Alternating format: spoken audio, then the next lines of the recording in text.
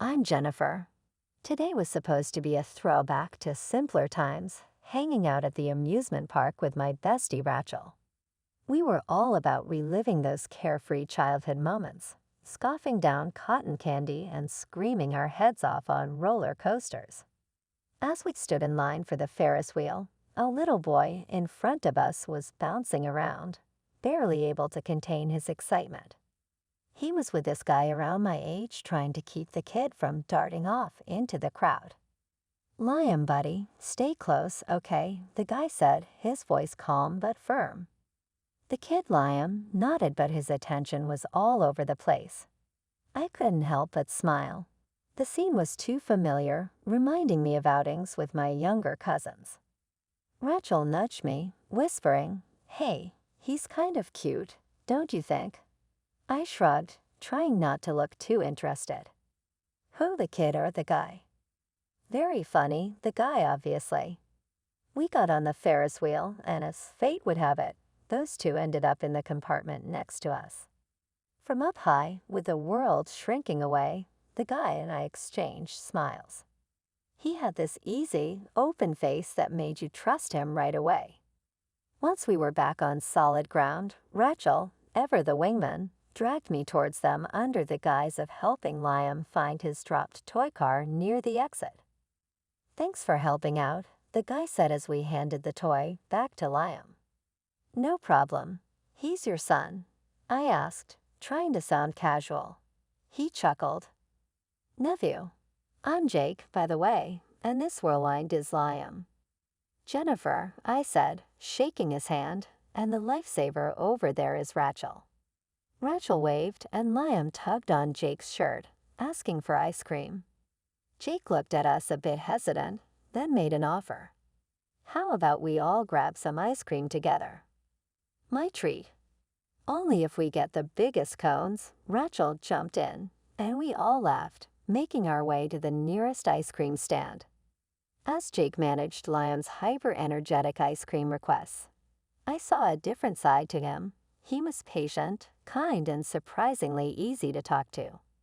We started chatting about random things: favorite movies, worst amusement park rides, and how neither of us can stand clowns. "So, you come here often?" Jake asked, his tone teasing. "Only when I feel nostalgic or when someone drags me out," I replied, nudging Rachel, who was busy demolishing her double scoop. We spent the rest of the day together, wandering from ride to ride, sharing stories and laughs as the park lights began to glow against the dusk. Jake pulled out his phone. "Can I get your number? I'd love to do this again, maybe without the wild rides and sugar highs next time." I felt a warm flush of excitement as I typed my number into his phone. "Sure, that sounds great," I grinned. "Great, I'll call you." And he did, the very next day. After Jake called, things between us moved pretty fast, like we were both sure this was it. The dates turned into weekends together, and those weekends turned into an easy routine of just knowing where each other fit. Before we even realized it, we were talking about forever. The day Jake proposed was as simple and beautiful as everything else with him had been. No dramatic gestures, just us on a quiet evening walk. "Jennifer," he started, stopping mid-path and looking a bit nervous, which wasn't like him at all. "I've been thinking a lot about us." "Yeah?" I asked, feeling my heart start to race a bit.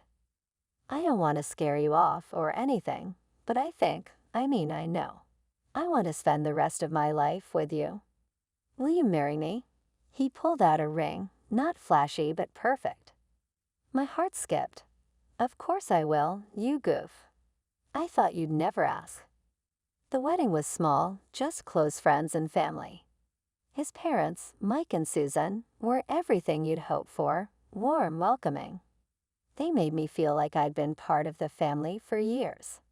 Susan hugged me tight the first time we met, whispering, "We're so glad he found you." But it wasn't all smooth sailing. Jake's sister, Sarah, was a different story. She was polite enough at the wedding, but I could feel the chill off her. She didn't make it easy, always keeping a bit of distance. Her words were polite but cold. A few months into the marriage, during a Sunday dinner at Jake's parents' house, I tried to break the ice with her. Sarah, I was thinking maybe we could go shopping sometime, get to know each other better. She looked up, a bit surprised, then masked it with a polite smile. Maybe we'll see. I'm pretty busy these days. Her husband Tom chimed in with a chuckle. Busy, babe? You spend more time at the gym than you do at home. Sarah shot him a look that could curdle milk. Some of us care about staying healthy. Life after the wedding felt like it was on fast forward. Me and Jake, we were solid, and soon enough, we got the news that would change everything. I was pregnant. The excitement, it was something else. We were going to have a baby, our own little family expanding. Jake, are you ready to be a dad? I choked one night as we sat on the couch, my feet in his lap, while he reads some or other manual on baby stuff. Are you kidding? I was born ready. This kid's going to have the best dad ever, he shot back with a grin. Yeah, right. Just wait till it's your turn for diaper duty at 3:00 a.m., I teased. When Johnny was born, it was like a piece of the universe just clicked into place. He was perfect, you know. All those cliches about parents falling in love the moment they see their baby. They're all true. But life, it doesn't always play fair. Johnny was 8 when we got the kind of news that just floors you. Leukemia, it hit us like a freight train. Everything else stopped. Nothing else mattered but getting our boy through this. Jake was a rock, but I could see the strain on him, same as it was eating at me. We spent more time in hospitals than at home, treatments, tests, more treatments. It was a whirlwind that didn't seem to end. One day, coming back from the hospital, Jake just broke down in the car. Jennifer, this is killing me. Seeing him like this, it's too much. I grabbed his hand, squeezed it hard. We'll get through it, babe. We have to for Johnny. But it was tough. The disease, it's a monster. It would retreat a bit, give us a glimmer of hope, then come roaring back. And Johnny, that poor kid, he never complained. Not once. He kept talking about getting a puppy one day when he got better. I'm going to name him Rocket, he'd say with this little smile, because he'll be fast like a rocket. It broke my heart every single day. Then after a year of fighting, just when we thought we might be seeing a bit of light, it was over. Johnny passed away. After Johnny passed, the house was suffocating, filled with too many echoes of laughter and footsteps that would never sound again. The emptiness was a physical ache, a relentless pressure against my ribs. I spent days, then weeks, tangled in bedsheets, the world outside continuing without a hitch, and it seemed so wrong. Jake, he tried to reach me, his voice a lifeline thrown into the murky waters of my sorrow. Jennifer, love, you've got to eat something, he'd say, his hand hesitant on the door, his silhouette a shadow against the light. I'm not hungry would be my muffled reply from the depths of our bed, the blankets over my head like a shroud. He'd sigh, the sound heavy with his own grief. Okay, but I'm here all right. Whenever you're ready. But ready didn't seem like it was ever going to be part of my vocabulary again. How could I be ready to face a world that no longer had Johnny in it? One evening, he came home from work and found me sitting on the floor in Johnny's room, surrounded by his toys and books. He didn't say anything at first, just sat down next to me, his presence a steady warmth. Jennifer, talk to me, he finally whispered, picking up a model airplane Johnny loved. Please, babe. I shook my head, tears streaming down my face. Why? It doesn't bring him back, nothing does. He should be here, Jake. He should be playing and laughing and driving us crazy. Not this. Jake wrapped an arm around me, pulling me against him. I know. It's hell, Jennifer. But we're in this together, okay? You're not alone in this. Days turned into weeks, and I started to move again, robotically at first. The house needed cleaning, groceries needed buying, life's mundane rhythms waiting for no one, not even a grieving mother. Susan, Jake's mom, started dropping by, always with too much food and an abundance of kindness. "Jennifer, you need to keep your strength up," she'd coo, her voice gentle, pushing a plate of something homemade and hearty towards me. "I'm really not hungry, Susan, but thank you. I'd manage," the food a lump in my throat. She never pushed too hard, just sat with me, her company a quiet reminder that the world hadn't completely forsaken me. "When you're ready to talk, I'm here. Until then, we eat or we sit, whichever you need." It was during one of those silent sit-downs when I found the words bubbling up, surprising even me. "He was supposed to outlive us, Susan. It's not right." Her eyes, like Jake's, filled with tears. "No, it's not right, but it's what happened. All we can do now is live for him, make sure we remember the joy he brought us, not just the pain." Feels like betraying him, moving on, I admitted, the guilt's a chokehold. "It's not betraying him, Jennifer, it's honoring him. You think he'd want his mom this way, stuck in suffering. He'd want you smiling, laughing."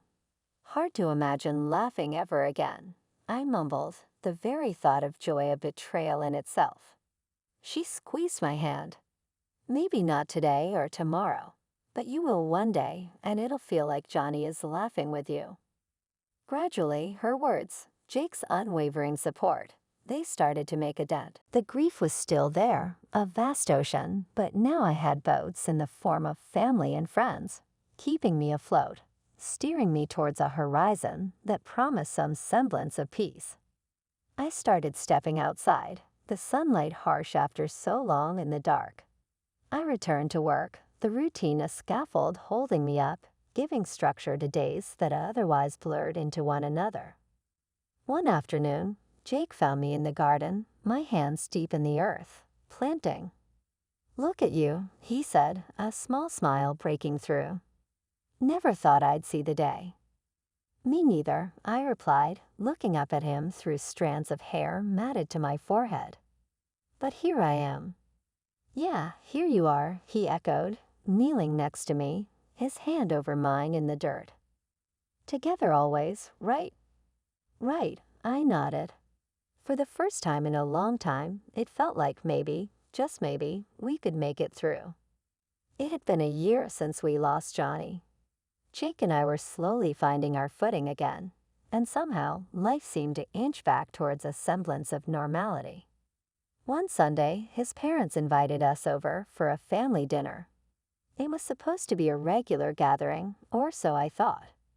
We arrived at Mike and Susan's place around 6 p.m. Dinner was lively with all the usual banter and the familiar, comforting smell of Susan's cooking.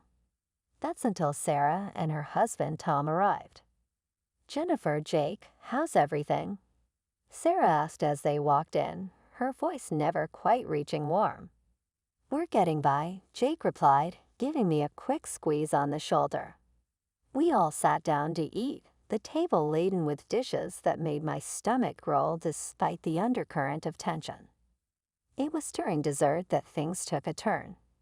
Sarah, who'd been unusually quiet, suddenly put her fork down with a clank that drew everyone's attention. "So I've been thinking," she started, her eyes darting around the table, settling on me. Now that Johnny is gone, what are you planning to do with his education fund?" The room went still. I felt Jake stiffen beside me, and Susan's eyes widened in shock. "What did you just say?" Jake's voice was low and dangerous. Sarah, unfazed, continued, "The money Grandma set aside for Johnny. He won't need it, obviously. It could really help Liam with college next year." I couldn't believe what I was hearing. My face felt hot, my palms sweaty. "Are you seriously asking this now, Sarah?" "Well, why not? It's practical. Money sitting there doing nothing doesn't help anyone." "Jennifer," Jake was seething now, "it's our money, Sarah. Grandma gave it to Johnny, which means it stays with us. End of story." But he's dead, Jake. Sarah's voice rose, sharp and cold. Why keep money for someone who is not here? That's enough, Mike interjected, his voice stern. You're out of line, Sarah. Tom tried to touch Sarah's arm, but she shook him off. We're all thinking it. I'm just the only one saying it out loud. No, you're the only one thinking it, I shot back, struggling to keep my voice steady. It's not just money, Sarah. It's the last thing his grandmother gave him, a part of her love for him. Love doesn't pay college fees, Jennifer. Be sensible, Sarah snapped back. Jake slammed his hand on the table, making the plates rattle. Sister or not, you're talking about my son, our son. Show some damn respect. Tom finally spoke up, trying to calm the waters. Maybe we should discuss this some other time, not at the dinner table. Sarah scoffed, pushing her chair back. Whatever. When you all come back to the real world, let me know. Until then, enjoy living in your fantasy where money grows on trees. She stormed out, with Tom following her, casting apologetic glances our way. There was a heavy silence after they left.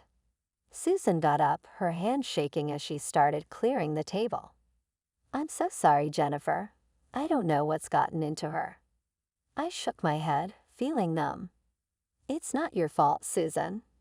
I just can't believe she'd say that. Not now, not about this. We said our goodbyes, and the drive home was quiet. I leaned my head against the window, the streetlights blurring past. It was one thing to deal with the loss of Johnny, but facing such coldness from Sarah was a different kind of pain. How could family, blood, be so cruel? After Sarah's brazen proposal at dinner, I was livid. But once I cooled down, my mind started racing. Jake's grandma had given a similar amount to Sarah for Liam's education. So where was that money? Curiosity got the better of me, and I found myself scrolling through Sarah's social media late one evening. The more I clicked, the clearer the picture became. There was Sarah, grinning in designer dresses, flaunting new jewelry, all dating back to around the time we lost Johnny. It was like a punch to the gut. Jake, come look at this, I called out, unable to keep the bitterness from my voice as I flipped through Sarah's posts on my laptop. Jake peered over my shoulder, his brow furrowing. When did she start living like this? Right after Johnny. After we lost him. I muttered, the timeline too perfect to be a coincidence. I couldn't let it go. The next day, I called Melissa, a friend who often got caught in the middle of family drama, hoping she could shed some light. We met at a little diner where nobody would bother us. So, have you noticed Sarah's spending spree? I prodded, trying to sound casual. Melissa stirred her coffee, looking uncomfortable. Yeah, it's hard not to.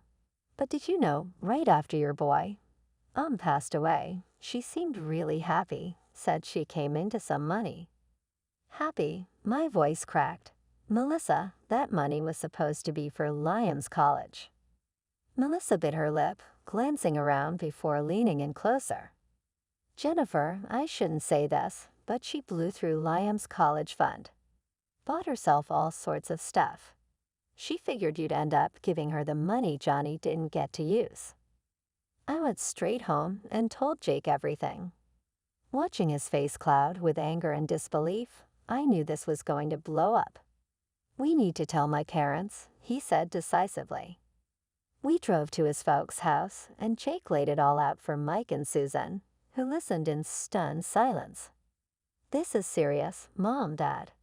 Sarah spent Liam's education fund on herself and planned to claim Johnny's after. Jake's voice trailed off, choked with emotion. Susan covered her mouth, tears brimming in her eyes. Oh my God, how could she? We need to confront her, Mike said sternly, a hardness in his eyes I'd rarely seen before. Half an hour after we got home, after talking to Jake's parents about the money, Sarah showed up at our door, her face twisted in rage. Before I could even greet her, she barged past me into the living room.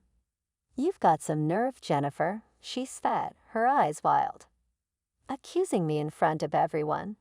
You think you're so perfect. Sarah, you need to leave now, Jake said firmly, stepping between us. She ignored him, her voice rising. I had every right to that money. It was just sitting there, and I spent it on myself. And now my boy needs money for college. It's not like your son. She paused, her lips curling into a sneer. It's not like he needs it anymore.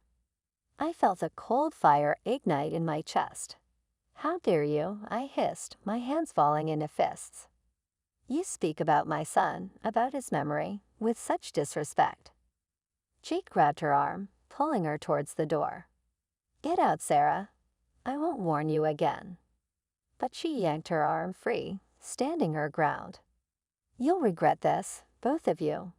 I'll make sure of it, she promised with a venomous look. Without another word, Jake pushed her out and slammed the door shut. Locking it, we both stood there, breathing heavily, hearts pounding.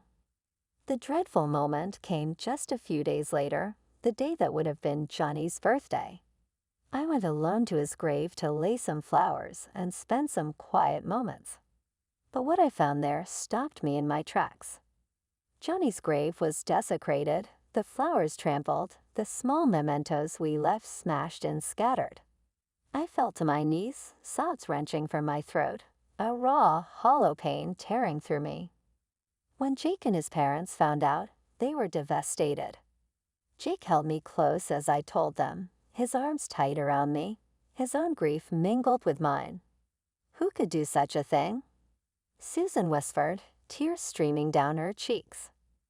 The answer came sooner than we expected. The police reviewed the cemetery surveillance footage and found that it was Sarah who had vandalized Johnny's grave. Tom, Sarah's husband, was furious when he heard what she'd done. He told us he was filing for divorce, unable to stomach her cruelty any longer. I can't be married to someone capable of this. I'm sorry for everything, he said, looking broken. The breach was too great, the act too vile. From that day, none of us spoke to Sarah again. Life after everything that happened with Sarah was like walking out of a long, dark tunnel into the light. Me and Jake, we were exhausted but together, trying to piece back a normal life from the shattered bits of the past months. One cool morning, I was sipping my coffee, staring out the kitchen window when Jake came up behind me, wrapping his arms around my waist. You okay, babe? He asked, his voice low and concerned. I leaned back into his chest. Yeah, just thinking. It's been a hell of a year, hasn't it? That's when I felt it, a tiny flutter in my belly. I'd been keeping a little secret, unsure of the right moment to share it, but now it felt right. Jake, I've got something to tell you. I'm pregnant, I said, the words lifting some of the heaviness that had settled around us. Jake's reaction was instant. His eyes widened, then he broke into the biggest grin I'd seen in months. Really? For real? Yeah, for real, I laughed, the sound bright in the quiet morning. He lifted me off the ground, spinning me around before setting me down and pulling me into a fierce hug. This is the best news, Jen. We're going to have a baby. As the news settled in, we started planning. The spare room would need to be turned into a nursery, and there were a million things to buy and prepare. But more than the logistics, we talked about how we wanted to raise our new child, how we wanted to be parents. We'll do it right, Jake said one evening as we looked through baby books. Teach him or her everything Johnny taught us. The pregnancy wasn't just a new beginning for us. It brought new energy to everyone around us. Susan and Mike were over the moon, their excitement a balm on the still tender wounds left by Sarah's actions. Another grandchild to spoil, Susan would say, her eyes twinkling. And this one's going to have the best guardians. Even Tom, who had been through his own storm, found solace in the joy of our growing family. It's a fresh start for all of us, he said one afternoon as he helped Jake fix up the nursery. Yeah, it is, Jake agreed, hammering away at a piece of stubborn furniture. We're putting the past behind us for good. And we did just that. As my gully grew, so did our hope and our resolve to build a family filled with love and devoid of the shadows that had plagued us. When our daughter Lily was born, it felt like the first truly clear day after a relentless storm. Holding her in my arms, looking into her curious, bright eyes, I felt a peace I hadn't known in a long time. "Welcome to the world, Lily," I whispered, her tiny hand gripping my finger. "It's not perfect, but it's beautiful, and it's yours." Jake, standing beside me, his hand resting lightly on my shoulder, looked down at Lily and then at me. "We did it, Jen. We're really doing it." "Yeah," I smiled up at him, my heart full. "We really are." As I watched Lily sleeping peacefully that night, a thought crossed my mind, linking the past with our future. "One day, when you're a little bigger, I'll get you a puppy just like your brother Johnny dreamed of," I whispered to her. "We'll call him Rocket, fast and free, just like his dreams." In that moment, it felt like the circle was completing, a new chapter beginning with a nod to what we cherished and lost.